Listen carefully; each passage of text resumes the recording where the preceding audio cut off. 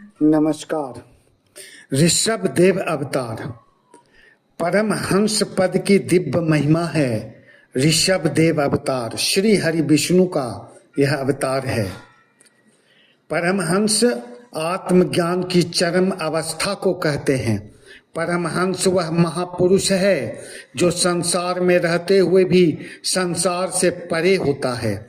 जैसे हंस दूध और जल में से केवल दूध ग्रहण कर लेता है, वैसे ही परमहंस महापुरुष सत्य को असत्य से पृथक कर लेता है और सत्य को ही ग्रहण करता है।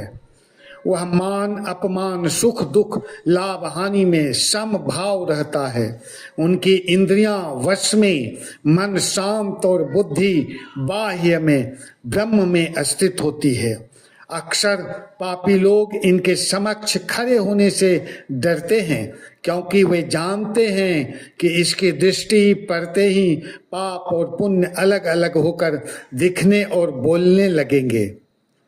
वह जो मैं और मेरा से मुक्त होकर केवल ईश्वर की इच्छा में जीता है, जो जगत को मिथ्या कहकर नहीं त्यागता बल्कि उसमें सर्वत्र अपने राम का ही दर्शन करता है, उस महापुरुष को परमहंस कहा जाता है। भागवत पुराण के पंचम स्कंद में वर्णित यह अत्यंत पावन प्रसंग है कि जब पृथ्वी पर धर्म की धारा मंद पड़ने लगी, तब परमात्मा ने स्वयं अवतरण होकर लोक को आत्म तत्व का मार्ग दिखाया। राजा नाभि और उनकी परम पवित्र पत्नी सुदेवी ने संतानों की प्राप्ति हेतु महान यज्ञ और तप किया था। उनके निष्काम भाव, ईश्वरीय निष्ठा और ब्रह्म भाव से प्रसन्न होकर स्वयं भगवान विष्णु ने उनके घर पुत्र रूप में अवतार लेने का संकल्प किया। उसी दिव्य संकल्प के फलस्वरूप महारानी सुदेवी के गर्भ से ऋषभ देव जी प्रकट हुए। नमः परमात्मने नमः सर्वकारान भूताय नमो भगवते वासुदेवाय। हे प्रभु, आप ही सृष्टि के आदि कारण, पालन करता और संहार करता हैं। आप निराकार होते हुए भी भक्तों के हित के लिए साकार रूप धारण करते हैं। आज आपने धर्म की स्थापना और लोक मंगल के लिए इस पावन कुल में अवतार लिया है। ऋषभ देव, आपके चरणों से ही पृथ्वी पवित्र होती है। आपके स्मरण से ही जीव भव बंधन से मुक्त होता है। आगे चलकर ऋषभ देव ने राजा का पदभार संभाला और देवराज इंद्र की पुत्री जयंती से विवाह किया। ऋषभ देव और जयंती से 100 पुत्रों ने जन्म लिया। ये सभी पुत्र महान तेजस्वी, धर्मनिष्ठ और विद्वान बने। भरत सबसे ज्येष्ठ एवं अत्यंत धर्मात्मा पुत्र थे। उन्हीं के नाम पर इस देश का नाम भारत वर्ष पड़ा। आगे चलकर वे जड़ भारत के रूप में प्रसिद्ध हुए और उच्च कोटि के आत्मज्ञानी बने। वैराग्य और आत्म स्थिति का आदर्श ऋषभ देव ने अपने जीवन द्वारा यह सिखाया, बताया कि मनुष्य शरीर केवल भोग के लिए नहीं है, बल्कि तप और आत्म साक्षात्कार के लिए यह मनुष्य शरीर प्राप्त हुआ है। उन्होंने अपने पुत्रों में से विशेषकर भरत को उपदेश देते हुए कहा कि यह मानव जन्म दुर्लभ है और इसे विषय वासनाओं में नष्ट करना अज्ञान है। बड़े भाग मानुष तनु पावा, सुर दुर्लभ सब ग्रंथ ही गावा। अत्यंत सौभाग्य से ही यह दुर्लभ मानव शरीर प्राप्त होता है, जो देवताओं के लिए भी दुर्लभ है। यह जीवन केवल भोग के लिए नहीं, बल्कि ईश्वर भक्ति, सत्कर्म और मोक्ष प्राप्त करने का मुख्य साधन है, द्वार है। यद्यपि ऋषभ जी राजा थे, परंतु उनके भीतर राजसत्ता का अहंकार नहीं था। वे समदर्शी थे। मित्र और शत्रु, सुख और दुख, मान और अपमान सब में एक समान भाव रखते थे। उनके लिए समस्त जगत में केवल परमात्मा का ही विस्तार था। जब समय उन्होंने राज्य अपने योग्य पुत्र भारत कुशावर्त एवं अन्य 8 को नवद्वीप का राज्यभार सौंप दिया,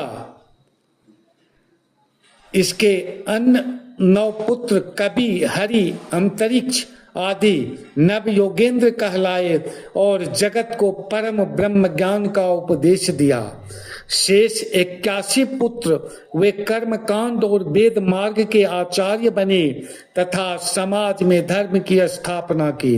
ऋषभदेव स्वयं वन की ओर प्रस्थान किया। वहां उन्होंने अवधूत की भांति जीवन व्यतीत किया। ना वस्त्रों का मोह, ना लोक लज्जा की चिंता, ना प्रशंसा का आकर्षण, ये जड़वत प्रतीत होते थे, किंतु भीतर पूर्ण जागृत ब्रह्म स्वरूप में स्थित थे। अब समझते हैं कि अवधूत क्या है। यह वैराग्य की परम अवस्था को कहते हैं।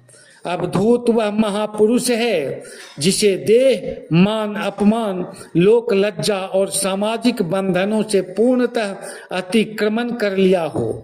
अवधूत शब्द का अर्थ है जो सब बंधनों को धो चुका हो, अर्थात जिसके भीतर अहंकार, कामना और आसक्ति का लेश भी शेष न हो। भागवत पुराणों में अवधूत की चर्चा को परम वैराग्य की स्थिति कहा गया है। वह बाह्य रूप से साधारण या असामान्य प्रतीत हो सकता है, पर भीतर पूर्ण ब्रह्म ज्ञान में स्थित रहता है। अवधूत संसार से भागता नहीं, बल्कि उसमें रहते हुए भी उससे असंग रहता है।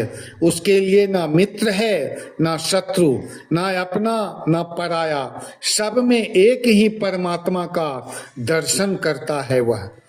उदाहरण स्वरूप आप दत्तात्रेय और ऋषभदेव को अवधूत अवस्था का आदर्श मान सकते हैं। अतः जो आत्मज्ञान की अस्तित्व, निष्काम, निर्भय और समदर्शी हो, वही सच्चा अवधूत कहलाता है।